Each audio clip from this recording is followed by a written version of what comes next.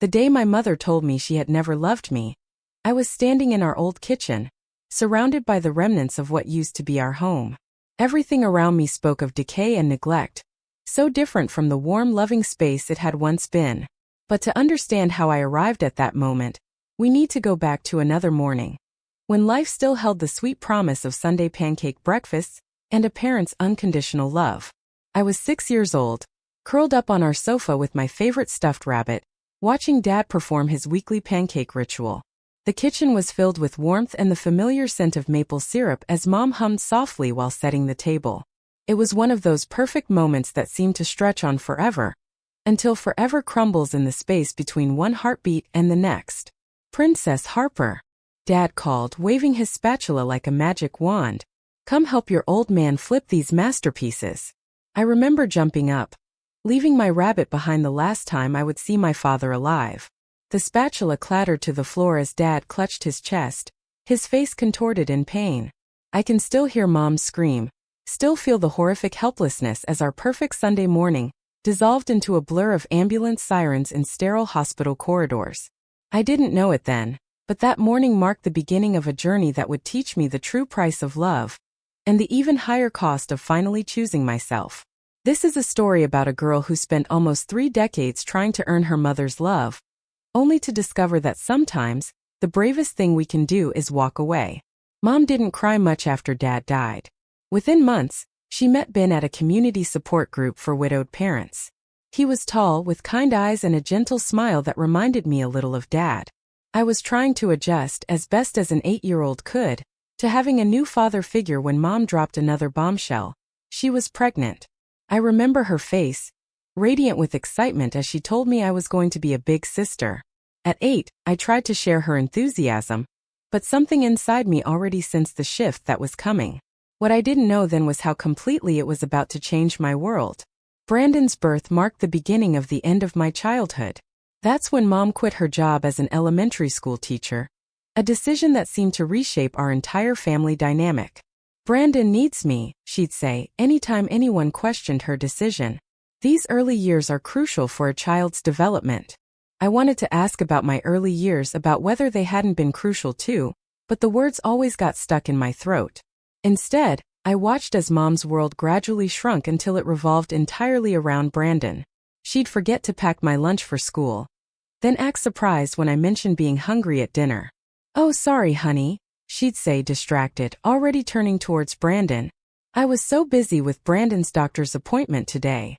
It wasn't just once or twice, it became our new normal. Ben noticed. I'd see him watching Mom with a worried frown as she catered to Brandon, ignoring me completely at the dinner table. One night, while I was doing my homework alone, he pulled up a chair beside me. "You know, Harper," he said quietly, helping me with my math problems, "sometimes people get so focused on one thing, they forget to see everything else they might be missing." As Brandon grew, the tension in our house became impossible to ignore. Ben tried to talk to Mom countless times about her obsession with Brandon, but these conversations always followed the same pattern. Mom's defensiveness rising up like a wall between them. One night in particular stands out in my memory. Brandon, who was about 5 at the time, was pushing food around on his plate while Mom hovered around him, trying to coax him into eating just one more bite. The kitchen light cast long shadows across our faces, making everything feel more intense, more significant. "Diana," Ben said, putting down his fork with a quiet determination I'd learned to recognize. "We have to talk about this. You can't keep babying him. He needs to learn to do things for himself." I watched Mom's face harden. How dare he question her way of raising Brandon? "What are you trying to say? That I'm a bad mother?" "That's not what I'm saying, and you know it," Ben replied, keeping his voice calm despite the storm brewing in Mom's eyes. "You have 2 children here, not 1. And a husband too, by the way." I pretended to be fascinated with my mashed potatoes, but every word etched itself into my memory. "Brandon needs me," Mom retorted sharply. "He's still so little." "I was little too," I mumbled, but no one seemed to hear. My words dissolved into the tension-filled air like the steam from our cooling dinner. The breaking point came when Ben suggested enrolling Brandon in a little league baseball team. I was sitting on the stairs, supposedly doing my homework, when their voices drifted up from the kitchen. Absolutely not. Mom's voice had that shrill edge that always made me flinch. You know how dangerous baseball can be. He could get hit by the ball or twist his ankle. For God's sake, Diana. Ben's usually patient voice held a tinge of frustration. He needs to experience life. You can't protect him from everything. But Mom wouldn't budge. Instead, she enrolled Brandon in art classes at the community center. I can still picture Brandon's sullen face as he sat there, dragging his brush across the paper listlessly while other kids genuinely tried to learn. He quit after 3 sessions and predictably, Mom blamed the teacher for not understanding her son's creative spirit. Meanwhile, Ben started spending more time with me. Looking back now, I realize it was his way of trying to balance Mom's behavior, of making sure at least one parent saw me. He never missed a single one of my karate classes, sitting through every session and cheering louder than any other parent when I earned my belts. But as I thrived under Ben's attention, Brandon became increasingly difficult. His room became a disaster of scattered toys and clothes, and Mom would turn to me with that look I'd learned to dread. "Harper, be a sweetheart and clean Brandon's room," she'd say, though we both knew it wasn't really a request. When Ben realized I was being turned into Brandon's personal maid, something in him finally snapped. "She is not his maid, Diana," he protested, his voice heavy with the weight of years of witnessing this injustice. "He needs to learn to pick up his own things." That's when Mom pulled out her ultimate weapon, tears. Not the raw, genuine tears I remembered from the day Dad died. These were different. Calculated. Used like a perfectly honed blade. "You love her more than your own son," she sobbed. "How can you treat Brandon this way?" I watched the fight drain out of Ben's eyes as he held up his hands in surrender. "Fine," he said quietly, turning away. But the look he gave me said everything the words couldn't. He hadn't given up on me, even if he had given up on fighting with Mom. Sometimes, in the darkest moments of my life, that look would come back to me, a tiny flame of validation in an ocean of doubt. My high school graduation day painted a perfect picture of our family dynamic. Standing there in my cap and gown, scanning the crowd, I saw Ben beaming with pride. Mom was there too, but her attention was fixed on her phone, probably texting Brandon's babysitter. My accomplishment was just another inconvenience in Brandon's schedule. That night, Ben called me into his study. The room smelled of leather and old books, a sanctuary in our increasingly chaotic house. "I've been saving," he said, pulling out a folder filled with college brochures. "You can go anywhere you want, Harper. The sky's the limit." Before I could respond, Mom barged in, her face flushed. "You can't be serious," she exclaimed. "That money should be saved for Brandon's future. He's going to need it more than her." I'll never forget how Ben's face hardened, an expression I'd come to recognize during these confrontations. "This is not negotiable, Diana.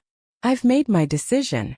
I chose Marshall University in West Virginia, far enough away to start fresh, but not so far that I couldn't visit occasionally. The day Ben helped me move into my dorm, Mom couldn't make it because Brandon was having anxiety about her being away. As we unpacked my things, Ben's presence felt like a shield against the emptiness of her absence. College life was exactly what I needed, my first taste of freedom away from the stifling shadow of being the less favored child. But even as I built my new life, the echoes of home followed me through weekly phone calls. My conversations were mainly with Ben. Mom was always too busy with Brandon. "Your brother's going through a rough patch," Ben explained during one of our calls, his voice laced with the exhaustion I'd come to recognize. "He's hanging out with some kids who aren't a good influence. I tried to get him involved in some extracurricular programs, but your mother—" "Let me guess," I interrupted, already knowing where he was going with this. "She said you were being too hard on him?" "Exactly," he sighed. "Called me a tyrant for suggesting he might need some structure." My visits home became less frequent as Brandon's behavior worsened. When I did go, he barely acknowledged my existence, holed up in his room with his video games. The few times I did see him, they revealed a pale, angry young man with eyes perpetually glued to various screens, while Mom trailed behind him with endless excuses. After graduation, I landed a job at Meridian Consulting. I stayed in West Virginia, building my career while watching from afar as my brother sank further into his self-imposed isolation. During one of my rare visits home, I tried knocking on his door. "Brandon, want to grab some food?" My treat. The only response was the sound of gunfire from whatever game he was playing. Mom, passing by in the hallway, just shrugged. "He's not feeling very sociable today. He's stressed, you know." The contrast between our lives couldn't have been starker. While I chased my professional goals, Brandon chased virtual achievements, propped up by Mom's endless excuses. Ben's disappointed face said it all, but by then, even he had largely given up trying to intervene. At 27, I finally saved enough for a down payment on my own place. It wasn't anything extravagant, just a one-bedroom apartment in a decent neighborhood. But it was mine. Every penny saved, every brown bag lunch eaten at my desk, every note to designer clothes, it all culminated in something real. Something that belonged entirely to me. The day I got the keys, I felt my heart swell with pride. For the first time since Dad died, I felt like I was building something meaningful, creating my own safe haven. I wanted to share this joy, have my family celebrate this milestone with me. "You have to come see it," I said during my weekly call home, my voice bubbling with excitement. "I'm having a housewarming party next Saturday. I'm cooking dinner. I'll even make your favorite lasagna. Wouldn't miss it for the world, kiddo," Ben replied warmly. His voice laced with that familiar pride that had sustained me through so many dark moments. Then Mom's voice cut in, sharp and dismissive. "Oh honey, I don't think we'll be able to make it. Brandon has plans that day." Plans? I couldn't keep the skepticism from seeping into my voice. What kind of terribly important plans? "Oh, something came up," Mom said vaguely. In the background, I could hear the noise of Brandon's video game, the sound of a virtual war drowning out any pretense of these mysterious plans. On the day of the housewarming, only Ben showed up, with a potted plant and a bottle of wine in hand. "Your mother sends her regards," he said, but we both knew it was a lie. Over dinner, he finally opened up about what was really going on back home. Brandon, now 20, hadn't bothered going to college, and was spending his days playing video games or going out partying with his friends. "I tried to help," Ben explained, twirling his fork in the pasta. "Offered him a position at my construction company. Just as a starting point, you know? Everyone needs to start somewhere." He shook his head. A mix of frustration and resignation etched on his face. "But Diana said that would be beneath him. Can you believe it?" Said Brandon was too smart for manual labor. Too smart to work, apparently. But not too smart to live off his parents, Ben muttered. He gave me a sad smile that said everything. "I keep trying, Harper. God knows I keep trying." That was our last real conversation. 2 years later, I got the call that changed everything. Ben had collapsed at work. A massive heart attack. Just like my father. By the time I got to the hospital, he was already gone. The funeral was surreal, like watching a play where everyone had the wrong script. Mom put on quite a show, weeping dramatically and telling anyone who would listen what a wonderful husband Ben had been. "We were so happy," she sobbed. "How am I going to manage without him?" I watched her performance with a mixture of disgust and pity. Her tears weren't for Ben. They weren't even for herself. I could see the calculations happening behind her facade of grief. Ben had been the sole breadwinner. Without his income, how would she keep Brandon in the lifestyle to which he'd become accustomed? Brandon didn't even bother wearing a proper suit to the funeral of the man who had tried so hard to be a father to him. He showed up in wrinkled khakis and a polo shirt that had seen better days, spending most of the service staring at his phone while Mom made excuses. "He's processing his grief in his own way," she whispered to concerned relatives. Standing before Ben's grave, the weight of history crushed me. Another father, another heart attack, another funeral. Only this time I was old enough to see it all clearly, including the fact that Mom's tears were more about her bank account than her broken heart. The year after Ben's death, I tried to distance myself from Mom and Brandon. What little I knew came through occasional calls from Aunt Valerie, each one painting a more bleak picture. "They're managing on Ben's savings," she told me. "Your mom sold his Chevy last month. His workshop tools went before that." I tried not to care. I really did. But when Mom's number flashed across my phone one Tuesday night, my heart still lurched. "Harper." Her voice sounded smaller than I remembered. "I need you to come home. Please."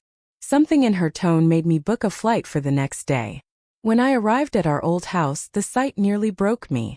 The lawn Ben had kept impeccably manicured was overgrown with weeds, paint peeled from the window frames, and one of the shutters hung crooked. All small things Ben would have fixed immediately, now turned into monuments to his absence. But the house wasn't the only thing that had aged badly. When Mom opened the door, I had to suppress a gasp. The vibrant woman I remembered was gone, replaced by someone who looked decades older than her actual age. Deep worry lines etched her face, and her once perfect hair showed gray roots, a visual testament to how far we'd fallen from the days when appearances were everything. The house smelled musty, dishes piled up in the sink, and a fine layer of dust coated everything. This from the woman who used to make me rewash dishes if she saw a single water spot. As I settled onto the sofa, a broken spring poked into my thigh, another small fix Ben would have made immediately. Mom crumbled almost instantly, her facade crumbling like the house that surrounded us. "We're running out of money, Harper," she confessed, wringing her hands in her lap. "My pension barely covers the utilities and the savings." Her voice trailed off, the unspoken truth hanging heavy in the air. "And Brandon?" I asked, though I already knew the answer. "Is he helping with the expenses?" Mom's face displayed that familiar mix of shame and defensiveness I'd seen so many times before. "He's looking for a job," she insisted. "It's not his fault, these employers just don't understand him. The last place wanted him to start at 8 a.m. You know Brandon's not a morning person. And the one before that expected him to do manual labor. With his intelligence." I felt my jaw tighten, years of frustration threatening to boil over. "Mom, at his age and with no experience, he can't exactly be picky with Dash." "You don't understand," she interrupted, her voice rising to that familiar pitch that always preceded a Brandon defense. Then suddenly her tone shifted, becoming small and pleading. "Harper, we need your help. We won't survive without it. I hate to ask, but you're doing so well in your career." I knew what was coming. Part of me wanted to refuse, to remind her of all the times she had chosen Brandon over me. But looking at her, her face worn, her hands trembling, her eyes desperate, I couldn't. "How much do you need?" When she said $1,500 a month, I nearly choked. It was a significant chunk of my salary, but I found myself nodding anyway. "Where's Brandon now?" I asked as I got ready to leave, already regretting my decision.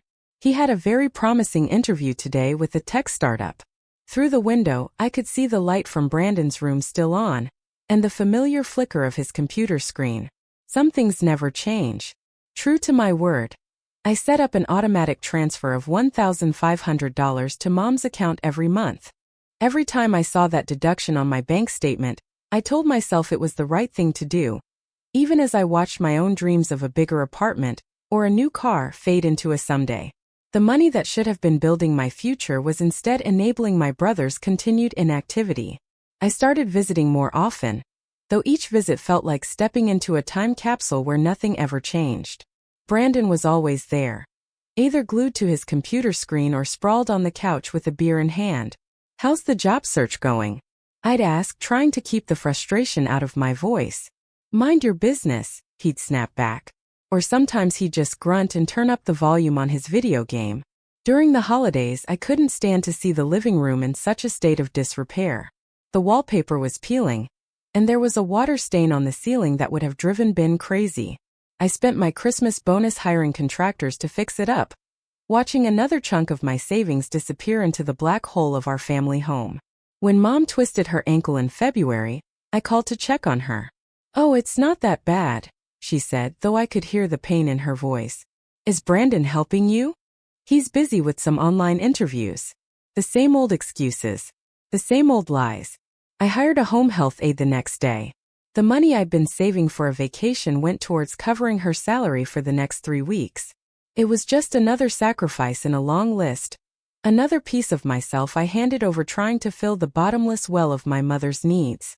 Then came the day that shattered what little remained of my illusion of family. I walked into the house laden with grocery bags, only to find a strange woman sprawled on our sofa.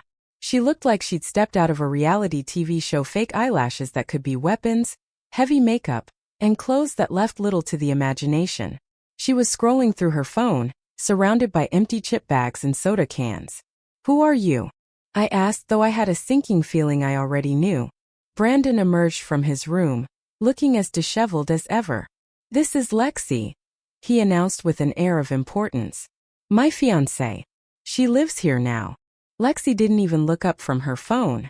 She just popped her gum loudly. I watched in disbelief as she reached into the grocery bag I'd just brought in and helped herself to the premium cookies I'd bought for Mom, the same cookies I'd had to carefully budget for. Later that night, I called Mom to try and understand what was happening. Her voice held an animation I hadn't heard in months. "Oh, Harper, isn't it wonderful? Brandon is finally settling down. Lexi has been such a good influence on him. He hasn't gone out drinking with those awful friends in weeks. That's because he's drinking all my imported beer at home," I thought bitterly, remembering the empty bottles I'd seen in the recycling bin. But I bit my tongue. "And he's talking about getting a job," Mom continued excitedly. "Lexi's cousin knows someone at a tech startup. Brandon says it could be his big break." I made non-committal noises, thinking about the dozens of big breaks Brandon had mentioned over the years. But Mom was so happy, living in her bubble of perpetual hope, that I didn't have the heart to burst it. My next visit home started like any other, laden with grocery bags as I pushed open the front door. But what I saw inside stopped me cold. The house looked as if a tornado had ripped through it. Dirty dishes piled up in the sink, takeout containers littered every surface, and clothes were strewn across the living room floor. Lexi was lounging on the sofa, her perfectly manicured nails tapping away at her phone screen. She didn't even look up when I set down the bags. "You know," I said, my voice sharp with years of repressed frustration, "you live here rent-free, eating the food I pay for. The least you could do is wash a dish or two." She looked up slowly, a sneer playing on her gloss-slicked lips. "Who do you think you are, coming in here and giving orders? This isn't your house." "I grew up here," I retorted.